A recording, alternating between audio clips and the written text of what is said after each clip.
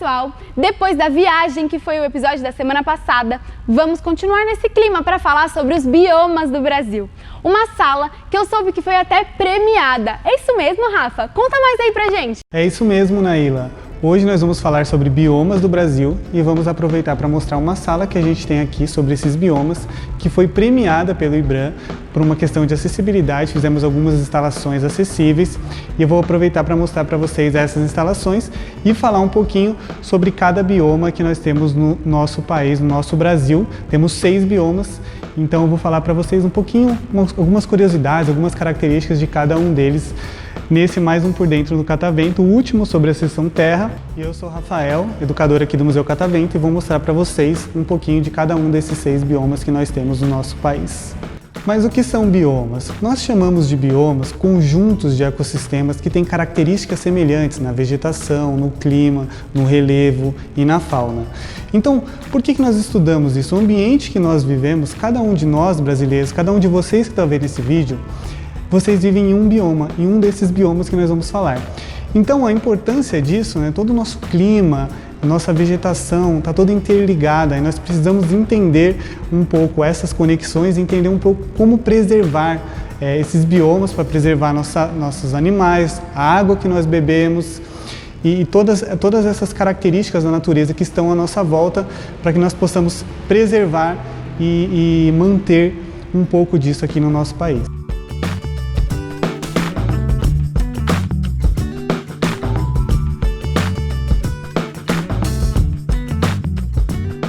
Então, como eu estava falando para vocês, essa sala foi premiada pelo IBRAM por uma instalação que nós fizemos de acessibilidade, maquetes táteis, certo? Para pessoas com deficiência visual, ok? Então, o que nós fizemos? O que nós pensamos para essa sala? Nós fizemos uma maquete tátil com o mapa do Brasil, com a separação desses 6 biomas, então cada bioma tem uma textura diferente aqui, mais ligada ao tipo de mata que tem naquele bioma, e cada um dos painéis de cada bioma tem, de novo, o mapa do Brasil só com aquele bioma destacado que a gente vai estar falando, e também temos 3 espécies de plantas que estão representadas em cada um desses painéis. Então, como exemplo, vou mostrar para vocês aqui a textura que nós fizemos para representar a Amazônia. Então, ela tem a textura de uma mata mais densa, como a gente pensa na Amazônia mesmo, certo? Então, nós temos essa textura da Amazônia, a textura do Cerrado, uma coisa mais referente a galhos retorcidos, uma coisa mais áspera, tanto para o Cerrado quanto para a Caatinga. Já a Mata Atlântica e o Pantanal são texturas mais fluidas, que representam um pouco mais de umidade, um pouco mais de água, e o Pampas, uma camurça, uma textura mais macia, para falar um pouco dos campos de gramíneas que temos lá nos Pampas.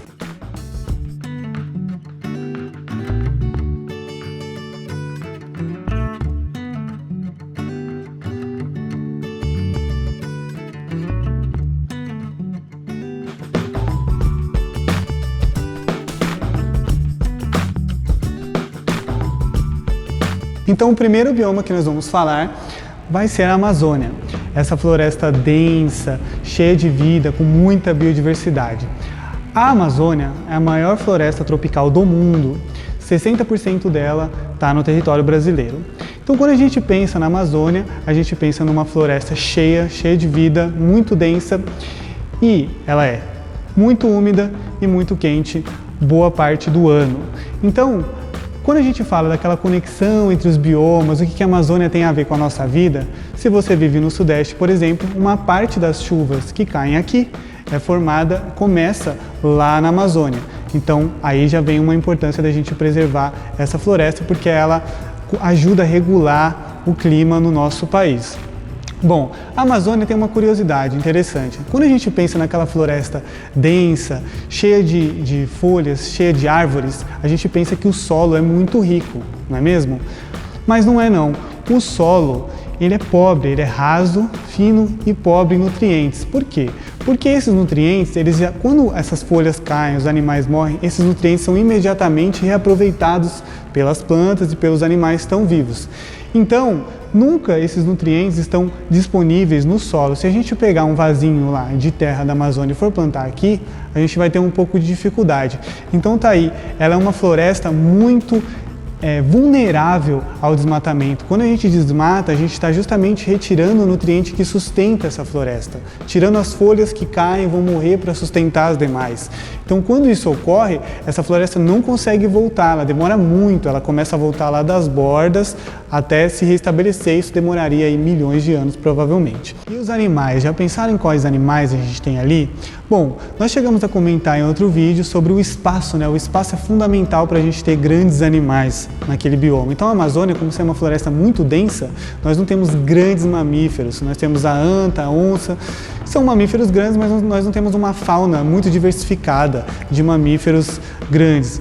Então, nós temos muitas espécies de insetos, por exemplo, muitas delas que não foram nem descobertas ainda. Existe muita espécie na Amazônia que não foi sequer catalogada, para vocês terem uma ideia da biodiversidade desse bioma. Então, quando nós pensamos na Amazônia, nós pensamos em árvores muito grandes conseguem se desenvolver lá. Nós temos uma biodiversidade, né, que são aí a quantidade de animais, vegetação do lugar. Nós temos, por exemplo, o açaí que vem lá de Belém do Pará. Um beijo para o pessoal de Belém do Pará. Todo mundo já conhece o açaí, né? Aqui a gente come de um jeito um pouquinho diferente do que eles comem lá. Mas é isso, pessoal. Então a gente tem frutos, a gente tem muitas árvores, a gente tem uma floresta exuberante, muita coisa que a Amazônia pode nos fornecer. Fora que temos lá na Amazônia o Rio Amazonas. Qual você acha que é o maior rio do mundo? Deixa seu comentário aí. Existe um grande debate ainda se é o Amazonas, se é o Rio Nilo. A gente considera o volume de água, aí a gente considera que o Amazonas é o maior. Em extensão total, pode ser que o Nilo seja maior. Existe toda uma discussão em relação a esse troféu de qual seria o maior rio do mundo, mas de fato o Rio Amazonas alimenta uma imensa bacia hidrográfica, um lugar que tem muita água, um lugar muito úmido. Então, ele é importante, como eu falei anteriormente, até na manutenção do clima do nosso país. Então, pessoal, vou falar um pouquinho com vocês agora desse bioma que é exclusivamente brasileiro. Só existe aqui no território brasileiro, que é a Caatinga. Caatinga, essa palavra, em tupi, significa mata branca, que se refere ao aspecto mais esbranquiçado de alguns galhos e alguns caules nessa mata, ok? Principalmente no período de seca. Então, a Caatinga se caracteriza por um clima semiárido, então ele é seco. Na maior parte do ano tem um período de chuva bem curto no verão, que quando essa chuva cai, essa mata ela muda de cor, ela começa a ficar mais verde, ela começa a surgir ali do solo. Então, falando no solo, temos também a questão, a gente comentou na Amazônia que o solo é pobre. Na Caatinga, esse solo ele é pobre em matéria orgânica, porém ele é rico em minerais. Então a gente consegue plantar na Caatinga determinadas espécies. Inclusive, vocês podem encontrar um vídeo sobre minerais falando o que eles são, onde eles são encontrados, por que nós estudamos esses minerais na playlist do Por Dentro do Catavento. Mas e os animais? Quando a gente falou da Amazônia, lá era mais fácil, né? Pensar aquele monte de vida. E na Caatinga? Caatinga já é um ambiente um pouco mais difícil, uma biodiversidade um pouco menor. Mas nós temos várias espécies de pássaros, algumas que só vivem lá. Lembra que a gente comentou que a Caatinga é um bioma exclusivo brasileiro? Não existe em nenhum outro lugar do mundo? Pois bem, então, algumas espécies são endêmicas, algumas espécies só existem lá. Um exemplo que é super ameaçada de extinção é a ararinha azul. Nós temos também o pássaro azulão, o cachorro do mato. Então nós temos uma biodiversidade ali, não tão grande quanto a da Amazônia, mas nós temos a presença de vários animais lá também. Agora, um ambiente tão seco, quais plantas conseguem viver ali? A gente já viu, já estudou sobre isso. Os cactos são xerófitas, plantas que conseguem acumular água e tem uma cera para que ela não transpire muito nesse ambiente. Tem muito calor e pouca umidade, então os cactos conseguem sobreviver e se desenvolver muito bem na Caatinga. Eles puxam essa água, quando ela cai, conseguem sobreviver meses sem água nenhuma caindo do céu. Bate! Chegamos agora no bioma do Rio Grande do Sul, os Pampas. Alô, meus amigos gaúchos, vamos falar um pouquinho dos Pampas. Essa palavra também tem origem indígena, quechua, e quer dizer campo. Então, os Pampas, né, se a gente está falando que essa palavra já quer dizer campo, nós pensamos nele como? Pensamos nele como gramíneas, como grandes campos com pouca vegetação alta, né? Então a gente não encontra muitas árvores, a gente encontra gramíneas e herbáceas. Herbáceas são plantas com alguns galhos mais moles, de estatura menor do que as árvores que a gente conhece. Então a gente tem uma vegetação assim, uma vegetação mais baixa, que está adaptada a temperaturas mais extremas. Então lá nos Pampas o verão é muito quente e o inverno já é mais frio, né? O Pampas é um bioma que está restrito ao Rio Grande do Sul no nosso país. Então a sua extensão maior está lá para a Argentina, para o Uruguai. Então é uma conexão ali Brasil, Uruguai e Argentina. Então um pedacinho dele está lá no Rio Grande do Sul. Falando um pouquinho dos animais que vivem nos Pampas, nós temos mais de 100 espécies de pequenos mamíferos, como o furão e o preá, e nós temos mais de 500 espécies de aves. Então é um bioma que apresenta uma biodiversidade bem legal, tem bastante animal lá, eles conseguem sobreviver bem. Chegou a hora de falar do Pantanal, a maior planície alagada do mundo. Bom, o Pantanal, como a gente já falou, é uma planície que alaga ao longo do ano. Então, ao longo do ano, essas águas podem subir até 8 metros. Elas vêm da onde, né? Elas vêm principalmente da bacia do Rio Paraná e do Rio Paraguai. Então, essas bacias sustentam, né, através das chuvas, os rios mandam essas águas para o Pantanal e o Pantanal, aos pouquinhos, ele vai enchendo e fica alagado. Quase 80% dele é alagado. Então, nós temos as plantas que estão adaptadas a viver a esse ambiente, certo? Então, essencialmente, nós temos palmeiras cercadas por outras pequenas árvores ali nesses biomas. Então, e muitas plantas que conseguem viver embaixo d'água, viver alagadas, certo? Mesmo quando a gente olha no período de seca, um período que não está recebendo tanta água de chuvas, de rios de fora, ainda permanecem grandes lagos, então o Pantanal sempre tem água. Então ele é um bioma que ele é bem frágil nesse sentido, né? Quando a gente também começa a invadir ali, o ser humano vai querer estocar essa água, tirar essa água dali, porque o solo a gente consegue plantar, então ele é um solo fértil, então ele é um bioma que o ser humano está de olho ali para explorar ele, principalmente na questão de plantio. Quando a gente fala de alagamento, a gente pensa que nem aqui na cidade, que o rio transbordando, entrando nas casas, a gente olha aquela nuvem no céu, né? Fala, meu Deus, vai entrar água aqui. Lá no Pantanal isso é uma coisa normal, isso é uma coisa natural, porque é uma planície, então quando essa água chega, esses rios estão adaptados, né, a expandir esse volume de água que chega, formam grandes lagos, a vegetação consegue sobreviver embaixo dele, então todos esses nutrientes, né, o solo é rico, então tudo isso quer ser aproveitado um pouco pelo ser humano para plantio e tudo mais, então a gente tem que ajudar a preservar esse bioma. Bom, se a gente está falando de uma região alagada, então a gente vai imaginar aí o quê? Que tem muito peixe, certo? Tem muitas espécies de peixe que vivem lá. Então, se a gente pensa naquela cadeia alimentar, né? Então a gente tem árvores, que tem muitos frutos, a gente tem também peixes, então a gente vai ter muitas aves. No Pantanal tem muitas espécies de aves. E a gente tem principalmente aí uma ave que é símbolo, é o tuiuiu. E nós temos também o jacaré de papo amarelo, também se trata de uma região alagada, e a gente encontra jacaré, sucuris, justamente por essa água que entra ali. Chegamos agora no coração do Brasil, que é o Cerrado. O Cerrado, ele conecta outros 4 biomas, então ele se conecta com a Amazônia, com a Caatinga, com a Mata Atlântica e com o Pantanal. Então imaginem a importância desse bioma na preservação do nosso território.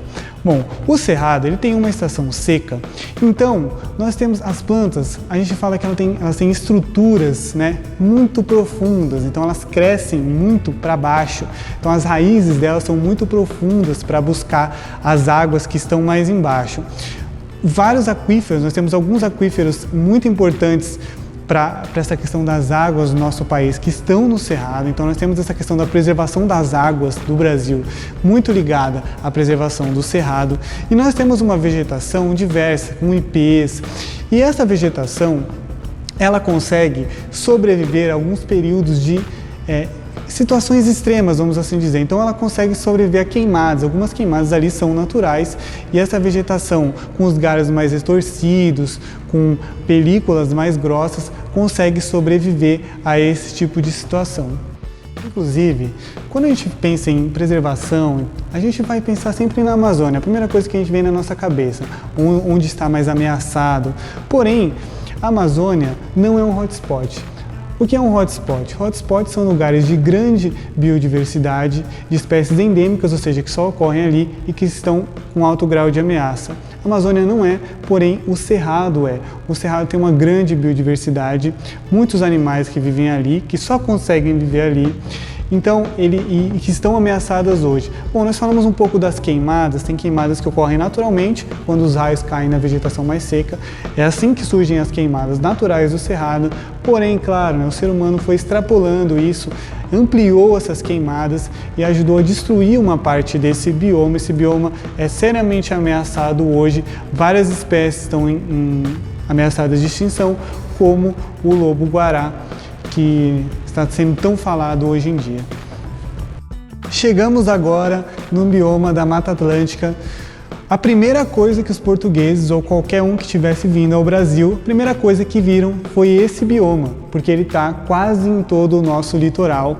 Ele é um bioma, lembra que a gente falou da Amazônia, falou um pouco sobre ser úmido, ser quente? A Mata Atlântica é mais ou menos assim. Então a Mata Atlântica é um bioma que tem uma floresta densa, que é úmida e que é quente. Uma coisa que a gente não citou lá são as folhas, né? É uma floresta latifoliada, então as folhas são grandes. Por quê? Porque tem muita umidade, então ela consegue transpirar bastante, então elas têm esse formato.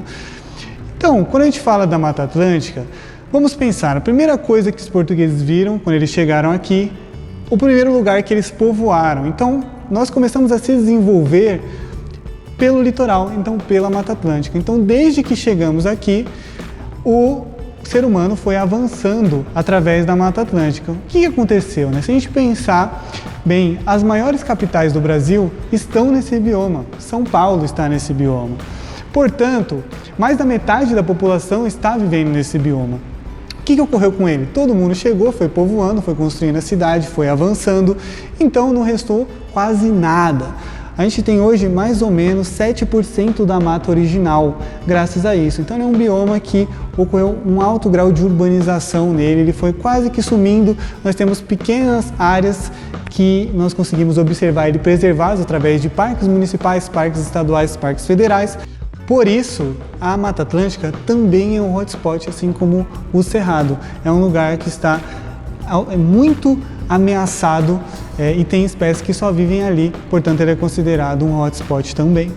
Bom, nós temos uma grande biodiversidade nesse bioma, porque é uma floresta tropical, uma floresta úmida e quente, então a gente consegue observar uma quantidade muito grande de animais. Para falar de alguns mamíferos que a gente conhece bastante aqui, capivara, onça, bicho preguiça, eles conseguem viver nesse bioma.